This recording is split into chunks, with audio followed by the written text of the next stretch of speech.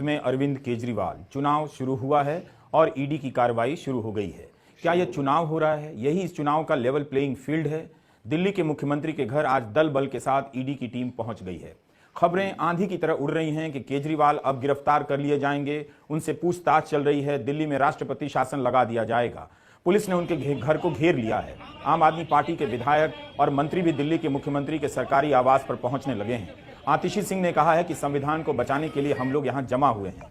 दिल्ली सरकार के एक और मंत्री सौरभ भारद्वाज का मीडिया में बयान आया है कि जिस तरह से मुख्यमंत्री के घर के अंदर पुलिस है, लगता है कि रेड मारी गई है और हो सकता है कि गिरफ्तार भी कर लिए जाएं।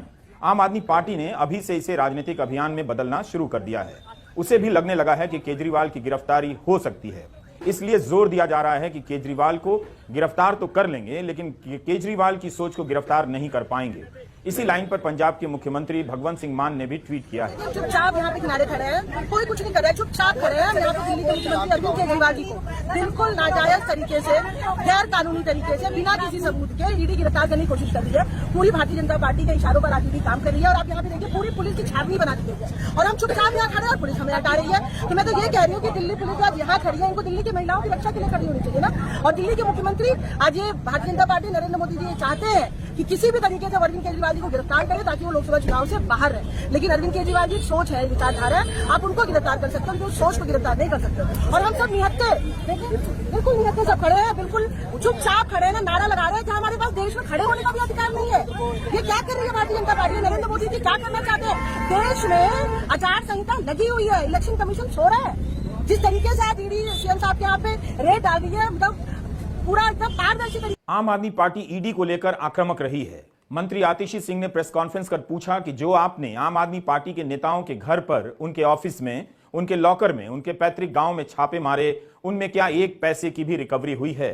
आम आदमी पार्टी ने अपने कार्यकर्ताओं को दिल्ली के मुख्यमंत्री के आवास पर बुला लिया है। केजरीवाल के घर के बाहर रैपिड एक्शन फोर्स की तैनाती भी कर दी गई है।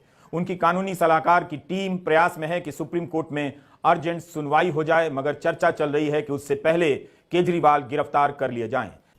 आज मैं ईडी से ये पूछना चाहती हूं, ईडी जो भारतीय जनता पार्टी का आज एक राजनीतिक हथियार बना हुआ है, कि ये तो बताइए कि आपकी सैकड़ों रेड के बाद आज आप जो समन पे समन भेज रहे हैं, ये तो आप बताइए कि आपको कितने पैसे मिले, अभी तक कितना पैसा रिकवर हुआ, अभी तक कितना प्रोसीड्स ऑफ क्राइम मिला।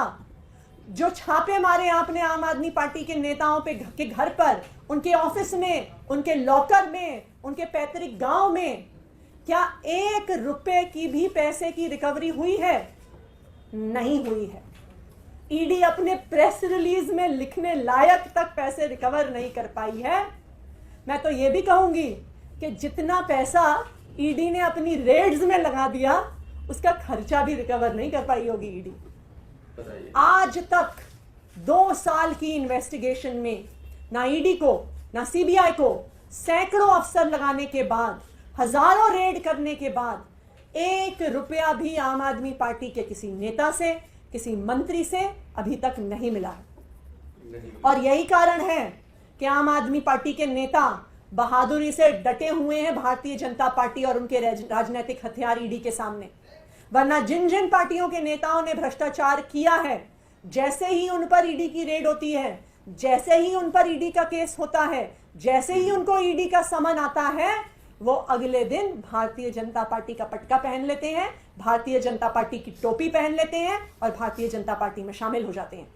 फिर ईडी जाके कोर्ट में हाथ जोड़ के कहती है, जी हम केस बंद कर रहे हैं, हमारे कागज खो गए, हमारी फाइलें खो गई, हमारे पास कोई सबूत नहीं है। शाम से ही केजरीवाल के सरकारी आवास के बाहर पुलिस की भारी तैनाती की गई है। लोहे के बैरिकेड लगा दिए गए हैं और अंदर जाने वाले हर व्यक्ति की शिनाख्त की जा रही है। आपको याद होगा, दिल्ली के मुख्यमंत्री बनते ही केजरीवाल के प्रधान सचिव राजेंद्र कुमार के दफ्तर में छापा पड़ा। सीबीआई ने छापे मारे, तब मामला संसद में उठा। सरकार को सफाई देनी पड़ी कि मुख्यमंत्री के दफ्तर में छापा नहीं पड़ा है। उस समय यह बहुत बड़ी बात थी कि मुख्यमंत्री के दफ्तर में छापा पड़ गया है। आम आदमी पार्टी ने आरोप लगाया था कि मुख्यमंत्री के दफ्तर को क्यों सील किया गया था। इसी तरह अगस्त 2019 का समय याद कीजिए। शाम का वक्त था, टीवी कैमरे पर सब कुछ लाइव चल रहा था पी चिदम्बरम का घर था। सीबीआई के अफसर दीवार फांद रहे थे, जबकि सीधे रास्ते से जा सकते थे। मगर इस तरह का दृश्य रचा गया कि देखने में वो भयानक लग रहा था।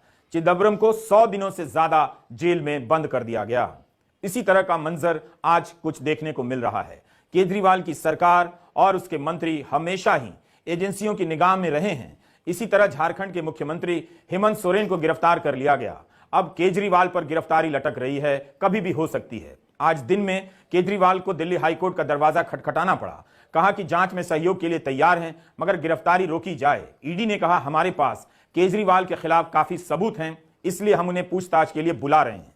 तब कोर्ट ने कहा कि अगर आप केजरीवाल को नहीं बता रहे हैं कि किन कारणों से बुला रहे हैं, तो हमें दिखाइए आपके पास किस तरह के सबूत हैं। देखिए, हम अभी अपने लीगल ऑप्शंस तो बिल्कुल कंसिडर करेंगे, लेकिन ये एक बहुत बड़ी विक्ट्री है कि ईडी के इतने विरोध के बावजूद भी हाईकोर्ट ने केस को डिसमिस नहीं किया।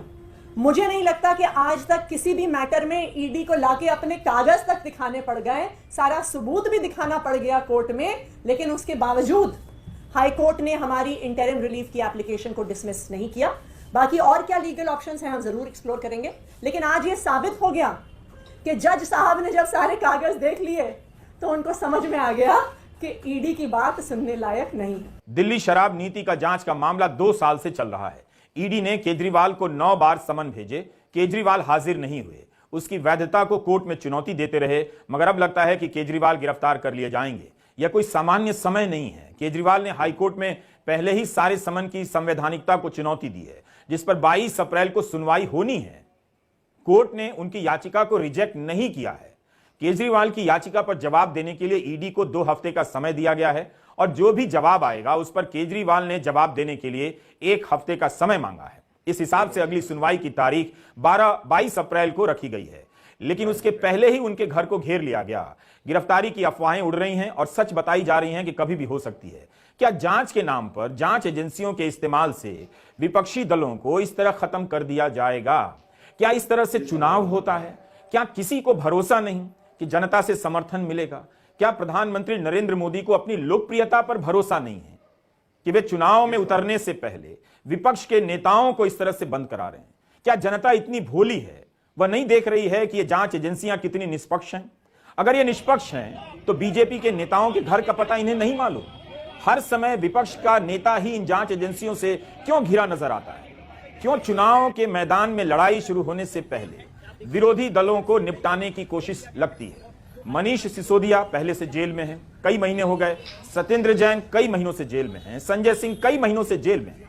अदालत के हस्तक्षेप और आदेश के बाद संजय सिंह को राज्यसभा के सदस्य के रूप में शपथ दिलाई जाती है। कदम कदम पर नेताओं को रोका जा रहा है, इस तरह से प्रताड़ित किया जा रहा है। केजरीवाल की गिरफ्तारी के बाद इस पार्टी में नेताओं का अकाल पड़ सकता है, पार्टी में घबराहट फैल सकती है। दिल्ली और पंजाब यहाँ पर रवीश कुमार सर ने एक बड़ा सवाल उठाया, क्या सिर्फ